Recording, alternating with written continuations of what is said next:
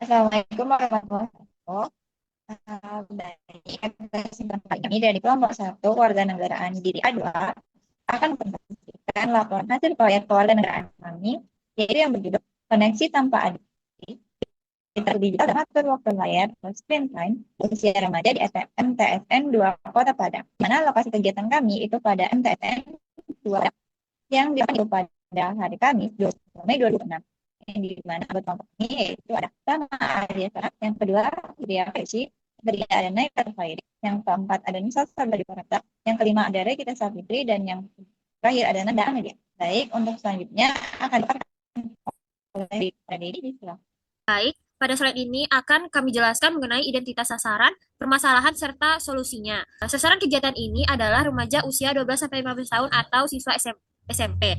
Karena pada usia ini, remaja itu cenderung aktif menggunakan gadget seperti handphone, media sosial, dan game untuk berbagai aktivitas sehari-hari, baik mau belajar maupun hiburan.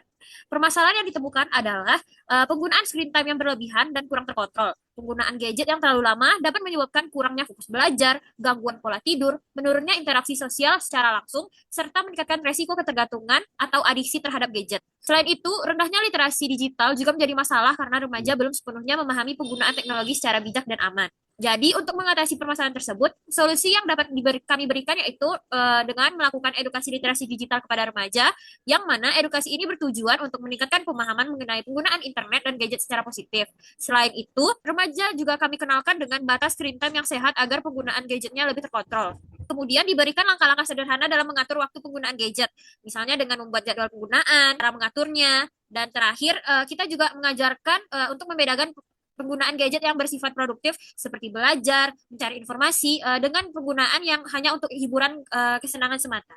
Sekian saya kembalikan kepada moderator. Baik, terima kasih pada Dedi. Untuk selanjutnya yaitu terkait bahan proyek akan dijelaskan oleh Igi. Pak Igi, disilakan. Baik, di sini saya akan menjelaskan tentang kegiatan-kegiatan yang telah dilakukan oleh kelompok satu, mulai dari masa pra-pelaksanaan sampai hari H pelaksanaan proyek. Nah, yang pertama, penjabaran dari timeline pelaksanaan proyek sendiri itu ada pada waktu persiapan. Nah, pada waktu persiapan ini kami memulai persiapan atau merancang itu pada tanggal 5 Mei 2026. Dan pelaksanaan proyek ini terlaksana pada hari Kamis 21 Mei 2026. Dan publikasi dari artikel kami itu pada hari Rabu 17 Juni 2026. Proyek yang kami lakukan itu dikemas dalam bentuk pengabdian, di mana sasarannya itu adalah remaja terutama siswa di SMP, usia SMP. Nah, pada pengabdian kali ini kami mengambil tempat yaitu yang berlokasi di MTSN 2 Kota Padang. Nah, jenis pendekatan pelaksanaan proyek yang kami angkat itu adalah berbasis partisipasi edukasi atau participation education. Nah, kegiatan-kegiatan yang kami lakukan selama persiapan sampai hari H pelaksanaan proyek itu yang pertama ada diskusi satu, di mana di bagian PPT ini terlihat di gambar pertama itu adalah kami melakukan Gmeet atau Google Meeting, di mana kami membahas tentang rancangan awal, judul, dan juga pembagian job desk untuk proposal yang akan kita ajukan. Nah, selanjutnya kami melakukan diskusi kedua, itu sekitar tanggal 5 Mei 2026. Kami membahas rancangan proyek lebih lanjut dan lebih detail, dan juga pembagian tugas mengenai pelaksanaan proyek pada hari H. Selanjutnya kami mengurus alur perizinan, itu tanggal 16 Mei 2026, di mana sebelumnya kami sudah mengurus juga ke SMP 10, tapi ternyata ada kendala di jadwal, kami beralih ke MTSN 2 Kota Padang. Dan pada mengurus alur perizinan ini, kami menemui wali kelas dan juga wakil kurikulum MTSN 2 Kota Padang untuk mengatur jadwal pelaksanaan proyek. Di bawahnya itu adalah dokumentasi-dokumentasi yang kami lakukan pada hari H. Yang pertama itu ada pelaksanaan pretest. Nah, pretest ini kami laksanakan sebagai tolak ukur atau data yang akan kami bahas di laporan dan juga artikel nantinya. Selanjutnya, karena kami sudah melaksanakan pretest, kami memaparkan materi tentang literasi digital dan juga screen time yang kami rancang dengan melakukan pendekatan yang interaktif. Selanjutnya, untuk lebih mengasah dan juga memantapkan materi yang kami berikan, kami mengadakan games, yaitu games ranking 1 dengan media-media kertas yang sudah kami siapkan. Setelah pemberian materi dan juga games, kami kembali melaksanakan post-test sebagai tolak ukur akhir dari proyek kami ini.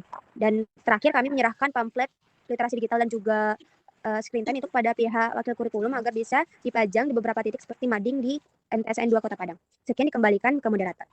Baik, selanjutnya yaitu terkait hasil kegiatan, faktor penghambat dan pendukung serta solusi akan dijelaskan oleh Airin dan juga Alia. Kepada Airin dan Alia, diserahkan.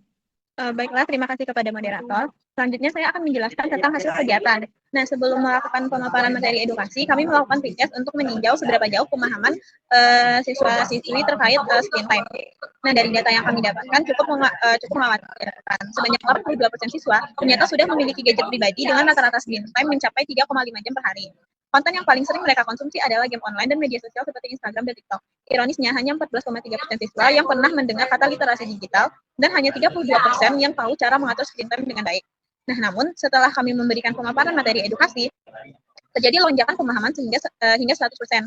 Nah, melalui poster, seluruh siswa kini mampu menjelaskan definisi literasi digital, menyadari batasan maksimal screen time harian yang sehat, yaitu maksimal 2 jam per hari, dan memahami langkah-langkah praktis untuk mengatur waktu layar mereka sendiri. Ini adalah indikator konkret yang dari keberhasilan program edukasi kami. Selanjutnya akan dijelaskan oleh Alia. Baiklah, kita masuk ke tentang faktor penghambat atau kendala pada saat pelaksanaan dan faktor pendukung pada saat pelaksanaan proyek. Itu yang pertama terkait faktor penghambat atau kendala yang kami rasakan pada saat melaksanakan proyek, yaitu dimulai dari pertama yaitu proses perizinan dan koordinasi dengan pihak sekolah yang membutuhkan waktu yang cukup lama.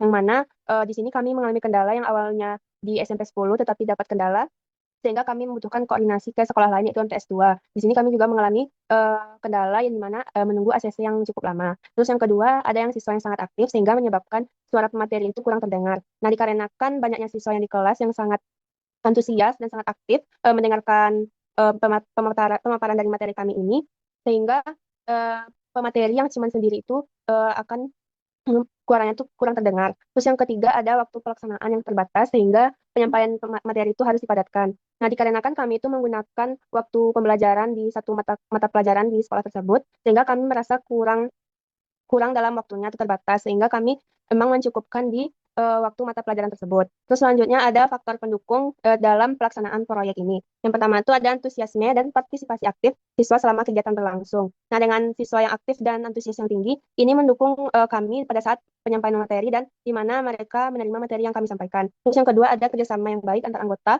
kelompok dalam mempersiapkan dan melaksanakan kegiatan proyek ini. Terus yang ketiga ada dukungan penuh dari pihak sekolah melalui perizinan, fasilitas, dan ruang pelaksanaan yang mereka izinkan dan dapat kami pakai. Terus yang keempat, itu metode edukasi partisipatif serta permainan ranking 1 yang dapat membuat materi itu lebih mudah dipahami oleh peserta. Dengan adanya game ini dan beberapa proses yang dilakukan, peserta siswa MTS ini mengalami peningkatan pemahaman terhadap materi yang kami paparkan. Terus juga ada solusi dari penghambat atau kendala yang kami laksanakan ini. Yang pertama yaitu melakukan koordinasi dan pengurusan perizinan itu lebih awal agar pelaksanaan kegiatan itu tidak terhambat. Terus yang kedua, menggunakan media pembelajaran yang lebih interaktif seperti video, kuis, dan permainan edukatif yang menjaga fokus peserta. Dan terus yang ketiga, menyesuaikan materi dengan waktu yang tersedia, serta menyediakan materi yang ringkas yang dapat dipelajari kembali oleh siswa. Terus yang keempat, mempertahankan metode edukasi partisipatif karena terbukti meningkatkan pemahaman dari peserta. Yang kelima, meningkatkan kerjasama dengan pihak sekolah untuk mendukung pelaksanaan program literasi digital secara berkelanjutan. Terus yang keenam, melakukan edukasi lanjutan dan pemantauan berkala mengenai penggunaan gadget dan screen time agar siswa tersebut dapat menerapkan kebiasaan digital yang lebih sehat. Baik, sekian dari kami kembalikan ke moderator. Baik, terima kasih kepada Ayun dan juga Alia atas paparannya. Selanjutnya itu terkait dokumentasi kegiatan dan juga kami akan dijelaskan oleh Nanda. Pada Nanda disilakan. Baik, terima kasih Aca. Pada slide ini akan ditampilkan beberapa dokumentasi selama pelaksanaan program kegiatan kami. Pada kegiatan di awal dapat dilakukan pretest untuk mengetahui tingkat pengetahuan awal siswa mengenai literasi digital dan screen time. Selanjutnya dilakukan penyampaian edukasi mengenai pentingnya penggunaan gadget secara bijak serta dampak penggunaan berlebih terhadap kesehatan dan aktivitas sehari-hari. Untuk meningkatkan pengetahuan dan partisipasi siswa, kami mengadakan kegiatan games, yaitu games ranking 1 yang berisi pertanyaan terkait materi yang telah kami sampaikan. Setelah kegiatan edukasi selesai, siswa mengikuti post-test sebagai evaluasi untuk mengukur seberapa jauh pengetahuan para siswa tersebut. Selanjutnya itu kami mengadakan dokumentasi bersama para siswa dan guru yang mengajar di kelas tersebut. Selanjutnya kami menyerahkan poster edukasi kepada kepala sekolah. Berdasarkan hasil pelaksanaan program kegiatan pengabdian masyarakat dengan tema literasi digital, ini meningkatkan pemahaman siswa mengenai penggunaan gadget dan pengolahan waktu layar yang sehat. Hal ini terlihat dari hasil post-test yang menunjukkan peningkatan pengetahuan para siswa setelah melakukan post-test tersebut. Sebagai bentuk keberlanjutan dan perluasan dampak program, hasil kegiatan juga telah dipublikasi melalui artikel edukasi di media publik. Publikasi ini membuat hasil kegiatan serta dapat meningkatkan pemahaman siswa sebagai upaya memberikan informasi dan edukasi kepada masyarakat yang lebih luas. Dengan demikian, program Koneksi Tanpa Adiksi tidak hanya memberikan manfaat bagi siswa di sekolah saja, tetapi juga diharapkan dapat menginspirasi masyarakat untuk menerapkan perilaku digital yang lebih sehat dan bertanggung jawab. Sekian yang dapat saya sampaikan, saya kembalikan kepada moderator. Baik, terima kasih Nanda atas paparannya.